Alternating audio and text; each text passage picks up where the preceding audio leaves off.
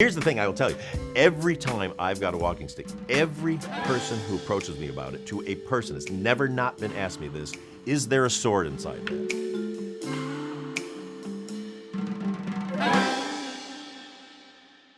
And good to see you, my friend. It's good to see you as well. So, Paul, I'm very excited. This is a show that we do called Secret Obsession, and it's where we talk to cool people about the things that they're low-key obsessed with or that they're secretly nerdy about. Now, you're one of my favorite filmmakers. I'm very excited to talk to you. Your latest film, The School for Good and Evil, comes to Netflix October 19th, and I know a lot of people are going to be obsessed with this movie because they have a passion for the book as well, but I want to know, what is your secret obsession? Oh, there's a lot. I'm very kind of a hoarder anyway, and a little OCD. So I definitely get like, I focus in on something and then I become obsessed with it. So there's a bunch of things, really. One of the weirder ones is walking sticks, antique walking sticks. I'm obsessed with. And I've collected over 80 of them over the course of the years. When I was in Hungary, in Budapest doing Spy back in 2014, there's a row called Falk Street, which is based, it's actually like Peter Falk from, Columbo. His family is from there or whatever, so it's named after him, and there's actually a statue of Peter Falk on the street. But they had all these antique stores, and they would get all these antique walking sticks from Germany and Austria and Russia and all these places. And so I would every weekend go, because I already had a pretty big collection anyway, and then I would just go and got the most spectacular walking sticks. I love them. I'm really obsessed with old affectations that people had, especially guys in style. And, people didn't used to go out of their house without a walking, or, guys didn't go out without a walking stick for forever. And there is something very satisfying about walking with a walking stick. It's not a cane. People go, oh, your cane is like, don't call it a cane, because a cane you need, a walking stick you don't need. So I'm really, I could go on and on. I've got one of them actually right here. Really? This was one actually that Charlize used in the movie, because whenever I direct, I always have one with me, just as a weird affectation. Again, it's good to point things out. Hey, put that up there, whatever. Yes. And it's happened with Blake Lively on Simple Favors. She got obsessed with mine and used it. And then when we were doing the fittings, Charlize saw my canes, and so my walking sticks. I just broke my own rule. She's like, I want to use those. So this is one of the ones she used in the movie. But then we got a prop one for her. That was an old antique one that was very thin and nice. And we have a scene where she's in her classroom and she's talking to Hort, and she comes over and goes like, Hort? And so in the rehearsal, she hits his desk with it, and it broke in half. Oh, no. It's like, oh no. And we kind of established it already, but fortunately we hadn't shot anything in that scene yet. So I had another stick, not this one, I had another one, this kind of antique bamboo one with a ball on top. And I was like, here, use mine. She kept hitting so she did eventually crack that one too, but it didn't break, it just cracked. And so she felt terrible, and so she sent it off, got it completely beautifully fixed, and then bought me another one on top of it. That is the mark of a very thoughtful performer there as well. Here. I'm glad the script supervisor didn't have to sweat too much on that one. I know, I was just like, thank God she broke it before we started shooting. Yeah, holy cow. Oh my gosh. So I want to know where, obviously, you mentioned that it comes from sort of like a love of, menswear and these older affectations, but what was like the first walking stick you purchased? Where were you when you thought, you know what, I actually kind of want one of those, and this is the one for me? Yeah, I was in London. My wife and I we kind of live there now, but when I first met my wife back 32 years ago, we kind of bonded over our love of London. And we went to this store called James Smith & Sons, which is now one of my favorite stores in London. It's an old umbrella store, but they also sell canes and they sell walking sticks. They have old walking sticks. And I was looking around there like a kid in a candy shop, because I was obsessed with umbrellas too. I have an umbrella session too. But then saw in the case this beautiful antique. It wasn't even like, it's kind of bamboo, but it was like an old, I don't know, it's a different kind of bamboo that they had stripped or whatever. And it was long and it had this curve and this beautiful like gold cap on the end. And I was like, what is that? And the guy told me, and it's like 100 years old. And I was like, I want to get that. But I was at that time I was in my late 20s. So I was like, okay, well, I can't use this, but I'm going to buy it because I'm obsessed with it. I'm going to look like a weirdo walking around, in my 20s with a walking stick. So I bought that and I became obsessed with it. But then I also bought a really nice umbrella because it was like, okay, it's not weird to carry an umbrella around, even on a sunny day. You go, well, hey, it's England, I don't know. So that became my de facto walking stick. And I said, when I get to 50, that I'm going to allow myself to use a walking stick and just kind of own it. So I just started collecting for that time, and I just turned 60 now. So it's been 10 years of sometimes walking around with the walking sticks. You still feel like a weirdo a little bit. Look, but I think it's just about that, having confidence in it too, because you're a very dapper gentleman. I remembered as I was logging on to Zoom today, I'm like, I should have dressed up more. But yeah, I think that it works. It doesn't feel like an affectation. It feels like it goes with the ensemble. And I think, it might look weird if you're just walking around with a walking stick and like gym shorts and a t-shirt. Exactly. But if you dress the part, I think it works for the ensemble, especially that one with what you're wearing today. Oh, thanks. Well, one of the big things, though, with the walking stick is you have to know how to walk with it. It has to be very jaunty, and it can't be self-conscious. I remember once I saw some guy in Beverly Hills, this is a number of years ago, who was all dressed up, and he had a very thin one. It was really nice, but he was walking and he was like swinging it like it was crazy. And I could tell he felt really uncomfortable. He felt so he was doing it weird. It's like, you gotta fucking own it, man. If you're gonna do this, Yeah. I always say it's like, watching, when you watch Jimi Hendrix play the guitar, he just owns it as a part of his body. And then you go over to your friend's house and they're starting to play the guitar and they're hunched over it and the guitar owns them. So you gotta own the walking stick. Don't let the walking stick own you. If you want a cool accessory, you gotta rock it. You gotta be confident. You made your choice. Exactly. I respect it. Own it, my friends. So when did this go from, you mentioned you have 70 or 80 now. When did this go from I have one walking stick that I'm going to save till I turn 50 to I'm collecting these now? It just became, it started with every time we'd go back to London, and we went, a few times every year. I'd always go back to James Smith and Sons and go, what do you got? And so they have other ones stored. So you're like, oh, that's beautiful. That's beautiful. So it just became this thing. Again, my OCD kicks in of oh my God, I can't not have that because it's too cool, and I don't want that not to be in my collection. I don't want somebody else to get that.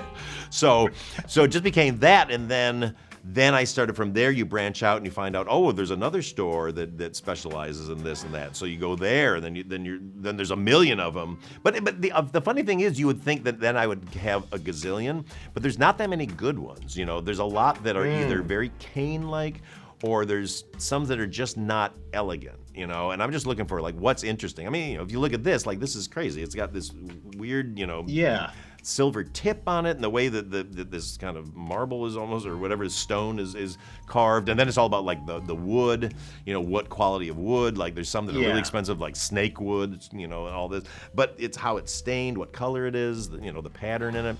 Yeah, and it just started going from 1 stick to 5 sticks to 10 to 20, and then my wife goes, "You got a problem?" And it's like, I know, and then it keeps going, and then I'm in Budapest, and it's like, okay, forget it, all bets are off. And then in the middle of that, getting those, we found out that there was somebody that we knew. I don't know, somebody on the crew knew somebody whose father collected these sticks and literally showed up like an arms dealer in my hotel room with these guitar cases, opened them up, and all these sticks. I was like, oh my God. And that's where actually I got the stick that, if you see Simple Favor, the skull stick that Blake Lively uses, that was one of his. So that from this amazing black market walking stick. Oh no, totally. You go, this feels so illegal, but they're walking sticks. Who cares? No.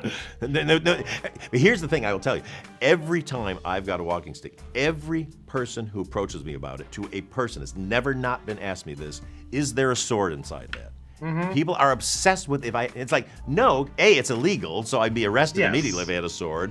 But they do have them, but those aren't good walking sticks because they're too rattly. They make noise and they're not more solid. There's more stabbing sticks. Yes, exactly. That but can some also are, double, but and some are fascinating. Some have just, I've seen them and I've been tempted to buy them, but but some have a full sword. Others have a dagger in it, and it's like, don't mess with that, because honestly, just the handle would pop off, kind of. Yeah, it would pop up, and then you'd have a length of sword this big. But one of the things about walking sticks is they were also originally weapons. They were actually like if you're walking, it's like a way to if somebody comes up to you, you whack them with the thing. Yeah. So so they are technically weapons, but it's almost cheating to pull a sword out. No, exactly. It's like, look, you already have one weapon. I guess if you want to dual wield at that point, it's a good option. But yeah, no, I like it. I also like it as the sort of like you mentioned, having it on set. It's a little more elegant than the sort of old timey image of the director with the khakis and the riding crop. Yeah, exactly. I know the riding crop, which is probably easier because it's smaller, but that's too weird. I'm sorry. Yeah. Let's leave that for stereotypical depictions of directors in old timey films. I have been tempted though to buy a pair of jodhpurs and like high boots and like show up with with a cravat and the riding crop. I mean, I believe you could pull it off. If anyone can, I believe if anybody could, it would be me. I've set myself up to be at least expect to see that. Is there in your collection or in your travels, is there a like white whale? Because it sounds like you look for a combination of aesthetics and provenance with these things. Is there the walking stick that got away? Is there one that you've been after, had your eye on? Well, no, there's a more tragic tale than that. Oh no! I found this one walking stick when I was in Paris at this place that specialized in walking sticks, and I mean the most beautiful selection you've ever seen. And found this one. It was a very thin, like snakewood, beautiful brown stick, and it had this Art Deco. I've never seen anything like it. This Art Deco patterned. It was like, I don't know. They sculpted, silver into. I don't know. It was the most elegant thing I've ever seen, but it was so solid in the hand. It was, the good ones just feel right in your hand. The weird ones, they kind of hurt your hand or they don't. And this was just, everything about it was perfect. So I was like, I'm going to travel with this. So put all my stuff in the overhead bin, put all that, land, get out, all the way to the hotel. Oh, I forgot the stick. And call up the place and they're like, sir, and so clearly somebody saw that. Yeah. They know it's worth a fortune probably, and so that was gone. And I mourned that stick every day, and that was 5 years ago. You're gonna see a pilot someday do the little Willy Wonka roll out of the cabin with the walking stick. I'm telling you, like, wait a minute, how do you display these? Do you have I imagine almost like a Kingsman or like the Matrix where they're loading up something, just this these endless rows of walking sticks? Well, you would think I would, and yet to just fully display them, you'd need a giant room for it, and so I live in the hopes one day they will all get properly displayed. But yes, just drawing up plans for the perfect display room. In the meantime, just gonna convince the missus and all that, and find the right architect.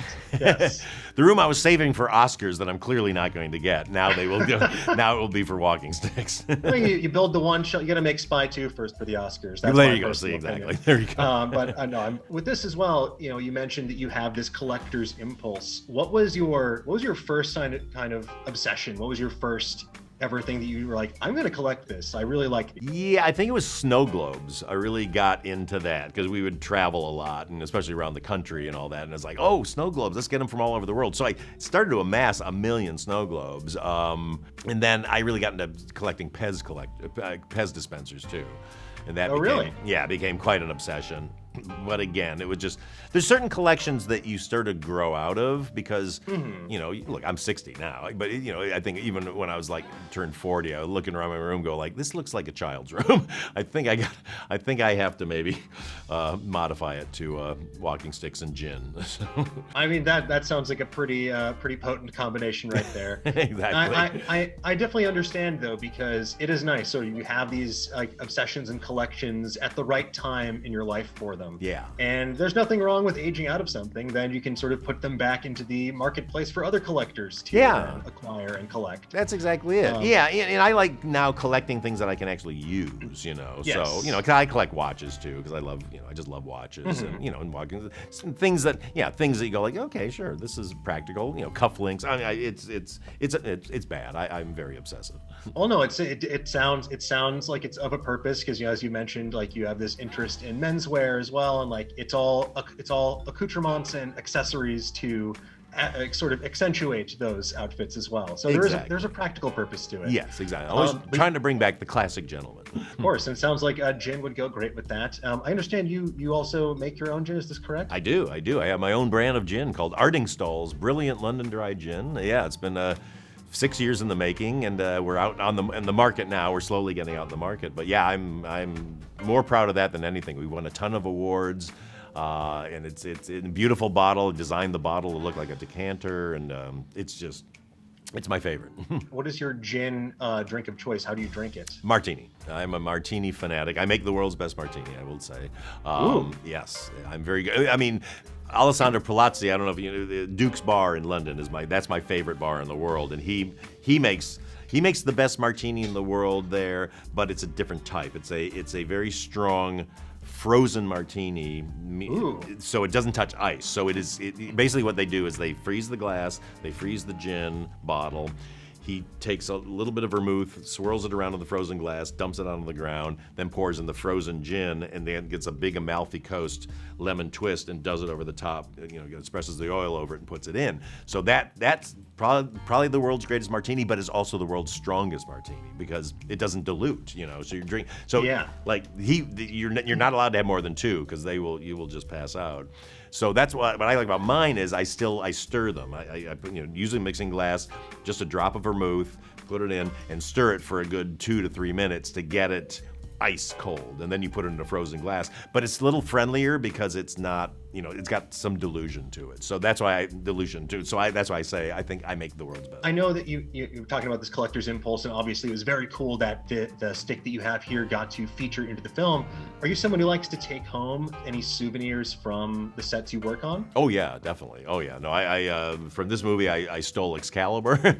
I've got that now. Although it got stolen back from me now because it's at the Grove in a display of the costumes, but I'm getting it back. Yeah, I always try to take something from the sets. I mean, from Ghostbusters, I've got Holtzman's proton pack hanging on our wall, and I got a ghost trap and all that. And I'm very big into collecting cool stuff from sets. But I also try to put my walking sticks in a lot of my movies. So actually, if I get somebody to have a walking stick, I always take it. So in Ghostbusters, Bill Murray had a walking stick. I've got that, and I've got Blake Lively's one and Bobby Cannavale had one in Spy. I'm gonna have to go back and do a critical reappraisal and look for all of these walking stick Easter eggs in your filmography now. Yes. Paul, thank you so much. I really appreciate you taking the time. I can't wait to see The School of Good and Evil. I can't wait for people out there to see it. Thank you for sharing your secret obsession with us, and I hope to talk to you soon. My pleasure. Thanks so much, and thanks everybody for watching.